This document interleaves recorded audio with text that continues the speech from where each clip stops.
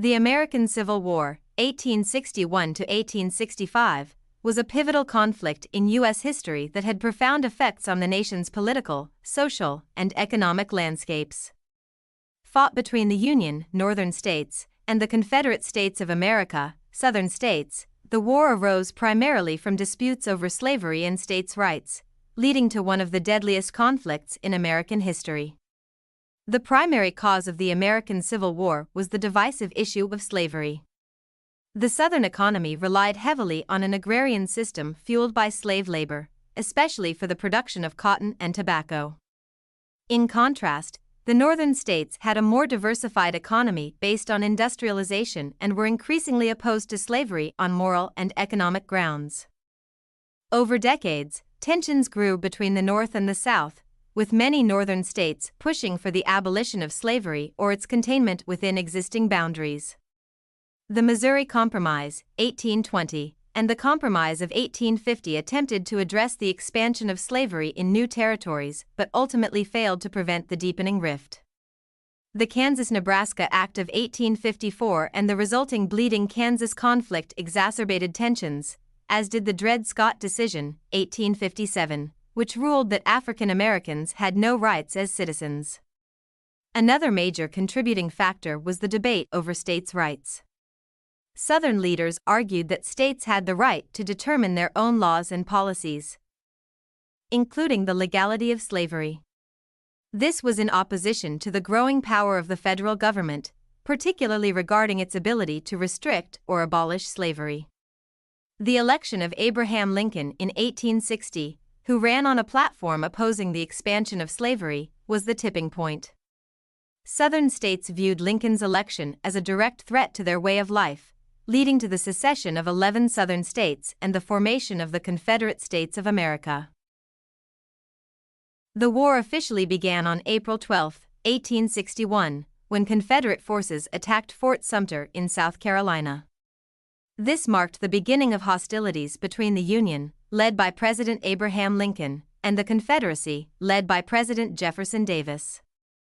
In the early years of the war, the Confederacy had some notable victories, largely due to superior military leadership, particularly from Generals Robert E. Lee and Stonewall Jackson.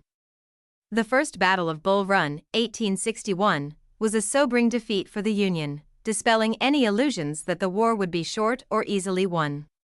Similarly, Confederate victories in the Peninsula Campaign, 1862, and the Second Battle of Bull Run gave the South momentum.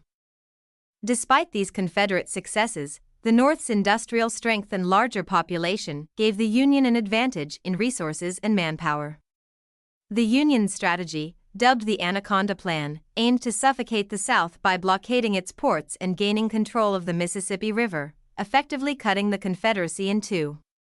The year 1863 was a turning point in the Civil War. The Emancipation Proclamation, issued by Lincoln on January 1, 1863, declared all slaves in Confederate-held territory to be free. Though it didn't immediately free all slaves, it fundamentally changed the nature of the war, making the abolition of slavery a central war aim and preventing European powers from intervening on behalf of the Confederacy. In the summer of 1863, two critical Union victories marked the beginning of the end for the Confederacy. The Battle of Gettysburg, July 1 to 3, 1863, was the largest and bloodiest battle of the war, ending in a decisive Union victory and halting Lee's invasion of the North. Simultaneously, Union General Ulysses S. Grant captured Vicksburg, Mississippi, on July 4, 1863, giving the Union control of the Mississippi River and splitting the Confederacy in two. In 1864, General William Tecumseh Sherman launched his famous March to the Sea, employing a scorched earth policy that devastated the South's infrastructure and economy. Meanwhile, General Grant, now the commander of all Union armies, engaged in relentless campaigns against Lee in Virginia, leading to the Siege of Petersburg and the eventual fall of the Confederate capital, Richmond, in April 1865. On April 9, 1865, General Robert E. Lee surrendered to Grant at Appomattox Courthouse, effectively ending the Civil War. Though some Confederate forces continued to fight in isolated areas, the war was largely over. The American Civil War had a profound and lasting impact on the United States. The war resulted in the abolition of slavery, as enshrined in the 13th Amendment to the Constitution, which was ratified in December 1865. Approximately 620,000 soldiers died, making it the deadliest conflict in U.S. history. The war also left deep scars, particularly in the South, which faced economic devastation and the difficult process of Reconstruction.